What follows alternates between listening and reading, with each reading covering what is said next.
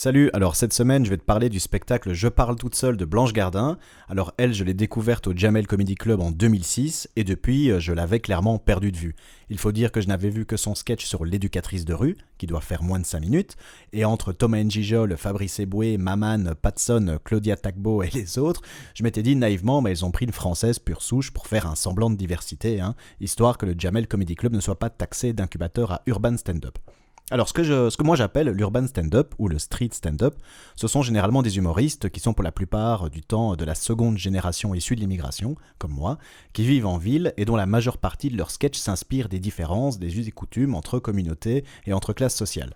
T'as sûrement déjà entendu ce style qui, dans sa forme la moins noble, fait souvent appel à un florilège de clichés, stéréotypes et de raccourcis du style le portugais maçon, le jeune de cité à la voix nasillarde, l'africain à la ponctualité tirée d'une œuvre de Dali, et j'en passe. Une sorte de ping-pong culturel où le Marocain va parler du Roumain, l'Africain va parler du Blanc, l'Algérien des Chinois, les Chinois des musulmans. Alors ne me méprends pas, il y a de très bonnes choses et des gens très talentueux qui ont emprunté ce style d'humour, comme Bunaimin, mais quand tu vois Blanche Gardin débarquer là-dedans, c'est un peu comme si tu voyais un Norvégien, tu vois, le souche blond aux yeux bleus, Larsson Olsen, rentrer sur la piste et s'installer sur la ligne de départ de l'épreuve d'un 100 mètres. Et donc, elle fait son sketch de 5 minutes et là, à mes yeux, elle tombe en plein dedans. Donc elle raconte un moment de sa vie où elle est éducatrice de rue, elle se lance dans des caricatures de jeunes de banlieue assez hasardeuses. J'ai eu l'impression, personnellement, qu'elle n'était pas dans son élément et qu'elle tentait de s'adapter aux prestations précédentes et à ce public. Bref, j'avais pas du tout accroché. Et ce n'est qu'une dizaine d'années plus tard que je l'ai redécouverte au Festival de Montreux avec son sketch sur les massages. Et là, je me suis dit, mais tiens, mais je la connais, je l'ai déjà vue, et on va voir ce qu'elle est devenue. Et là, le choc. Elle avait complètement changé de registre, et celui-là m'était beaucoup plus familier. J'étais là, mais enfin une humoriste qui nous fait de la satire sociale et qui nous partage sa vision du monde à travers son regard et ses expériences, à base de réflexions délirantes. Ça me faisait vraiment penser directement au stand-up américain. Et d'ailleurs, si tu as écouté ma chronique sur Louis C.K., tu verras qu'ils ont beaucoup de similarités sur la forme et même sur le fond. C'était vraiment rafraîchissant, surtout en français, d'entendre enfin une nana aborder des sujets qui étaient généralement traités que par des hommes. Et donc, depuis ce moment, je suis resté aux aguets, comme un petit suricate, et je me précipitais sur le net dès qu'elle postait un nouveau sketch. C'est donc tout naturellement qu'aujourd'hui, je vais te parler de Je parle toute seule de Blanche Gardin, c'est Driss te parle, épisode 6.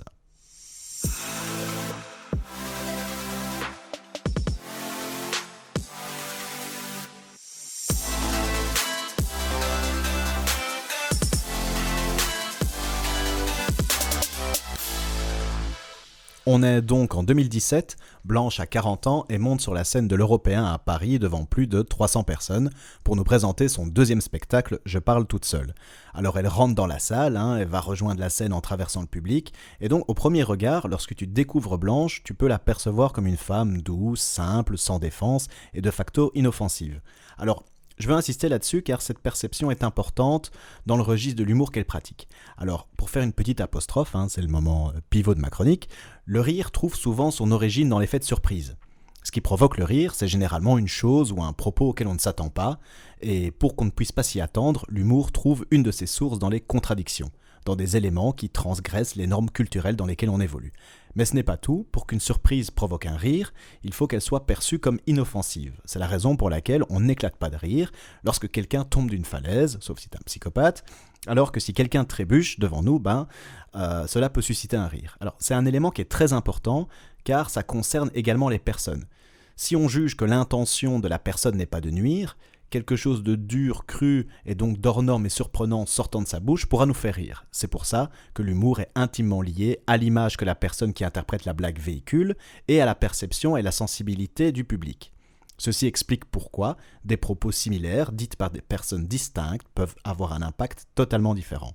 Et pourquoi tu risques de te prendre quelques barres de rire en entendant toutes les horreurs que Blanche va dire. Elle donne le ton dès les premières minutes en expliquant par exemple qu'elle n'a pas à remercier le public pour le fait que la salle soit pleine. Si je veux remercier quelqu'un pour le fait que cette salle soit remplie, je remercie le dieu des salles remplies, c'est ça. Qui doit être le même que les actrices porno, j'imagine.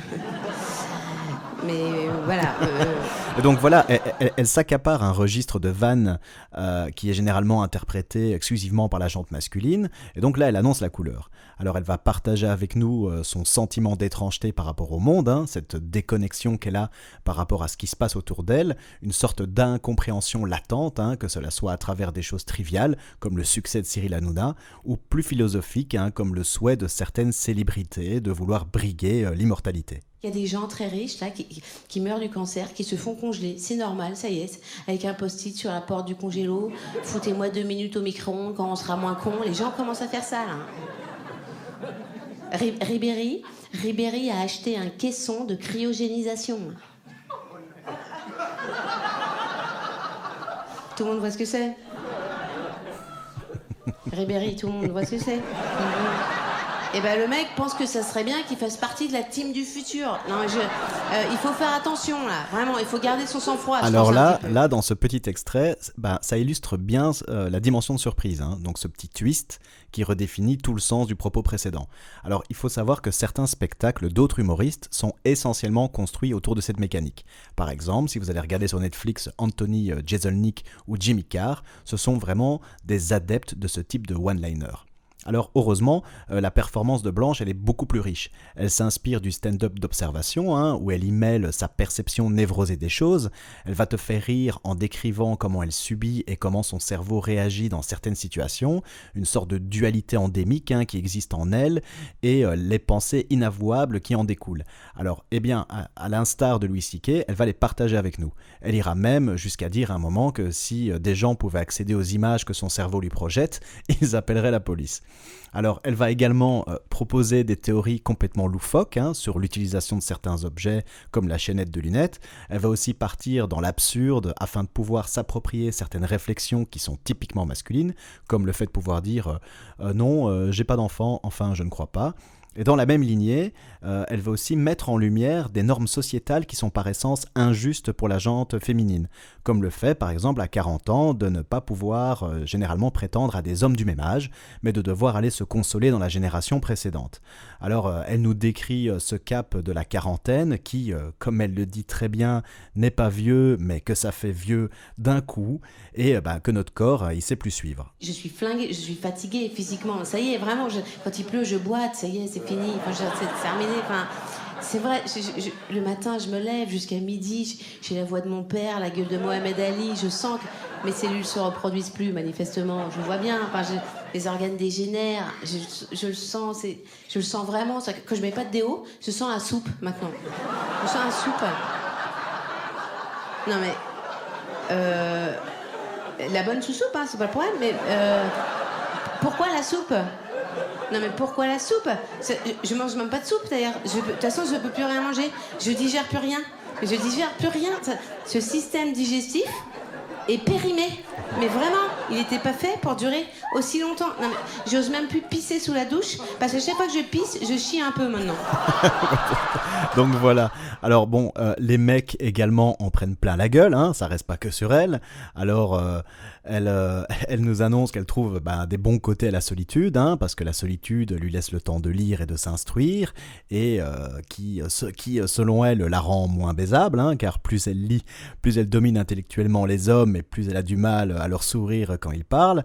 Alors on en prend plein la gueule, hein, on est tantôt comparé à des singes à peine dignes d'intégrer des réflexes pavloviens comme ligne de conduite, hein, complètement incapable de faire la distinction entre le bien et le mal, tantôt relégué à une espèce à part entière entre l'aveugle et l'humain pour les moins chevelus d'entre nous. Alors voilà, bon, à mes yeux, c'est clairement de bonne guerre, hein, tant l'interprétation est juste, et bon voilà, les plus malins se rappelleront quand même que c'est de l'humour, hein, et que même si ce qu'elle dit c'est engagé, hein, c'est quand même difficile de pas teinter son récit de ses convictions, hein, surtout quand on parle de soi, mais voilà, cela reste des pensées caricaturées, elles sont aussi exacerbées, et moi, ça me plaît plutôt pas mal.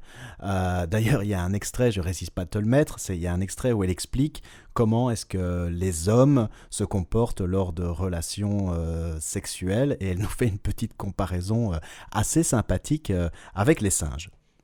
Non, c'est comme quand on file un jeu d'éveil à un singe, plutôt, c'est ça.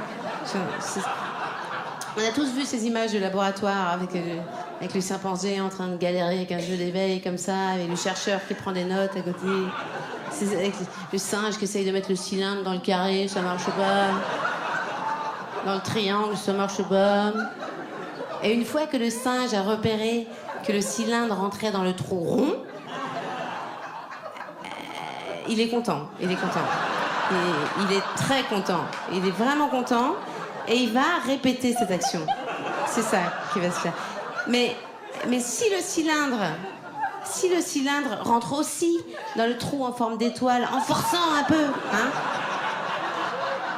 Imaginons si les formes sont un peu flexibles, par exemple, hein, et que le chercheur qui l'observe ne le sanctionne pas à ce moment-là, en lui administrant un petit coup d'électricité, par exemple, eh bien, si le singe trouve ça cool de mettre le cylindre dans l'étoile, il va répéter cette action. Hein. Il sera aussi très content. Il va répéter cette action. Les hommes, c'est pareil. Et ben voilà. Et donc, alors, évidemment, on en prend plein la gueule, hein, mais la majeure partie de son spectacle s'articule autour de son expérience, et la première victime de ces histoires, c'est elle. Alors, elle est tantôt réduite à une enfant au délire sadique et aux relations incestueuses avec ses cousins, tantôt réduite à une jeune femme devant supporter ce qui pourrait s'apparenter à un viol anal, hein. Donc, on souhaitera intérieurement que la fiction dépasse la réalité. À ce sujet, si tu ris et que tu te dis c'est pas bien, que tu vas aller en enfer, sache que cette dimension a aussi été abordée et qu'il y a des théories évolutionnistes qui couvrent ce sujet. Alors comme je te l'ai dit précédemment, le rire est un signal d'une situation hors norme, hein, qui peut être aussi associé à une situation gênante, et ça concerne également les choses qu'on ne souhaite pas qui nous arrivent, et pour signaler qu'une chose est inappropriée, on rit, et le rire, qui est un lubrifiant social, va inviter l'entourage à se rendre compte de la situation et à poser eux également leur jugement, en rigolant ou non. Plus il y aura un nombre de personnes importants qui vont rire, plus la personne visée va théoriquement se sentir mal et fera attention à ne plus répéter cette action qui, par le rire des autres, devient vraiment stigmatisante et inconfortable. Alors cela aurait pour but d'éviter l'apparition de comportements déviants. Ceci peut en partie expliquer pourquoi on a ce réflexe de rire dans des situations un peu dramatiques. Donc ne t'inquiète pas, tu n'iras pas en enfer, c'est juste humain.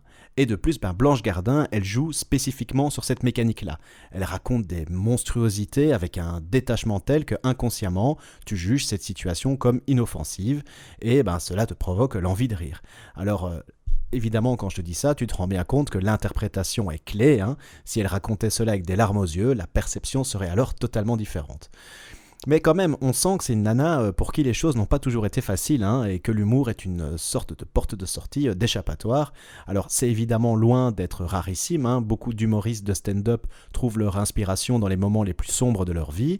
Elle dira d'ailleurs que son premier spectacle, hein, donc celui juste avant celui-là, était né du désespoir, et qu'elle voulait raconter sa réalité qui n'avait rien à voir avec l'existence romancée qu'on lui vendait quand elle était enfant.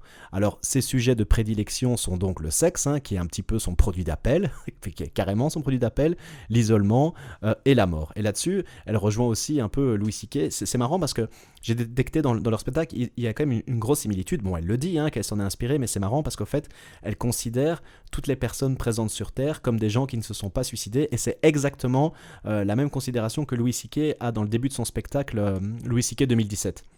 Donc je pense qu'ils ont vraiment sincèrement des liens là-dessus. Alors après, il y a quand même une grosse différence, c'est qu'il y a très peu d'interaction avec son public, hein, ce qui est complètement l'inverse de George Carlin par exemple et de Richard Pryor, hein, qui sont aussi ses sources d'inspiration. Elle est plutôt statique derrière son micro.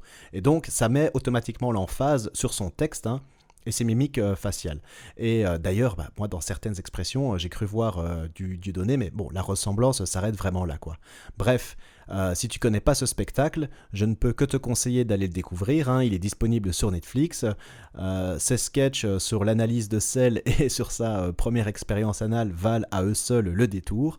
Et surtout, donc, si tu penses aujourd'hui qu'on ne peut plus rien dire, Blanche Gardin va carrément te prouver le contraire.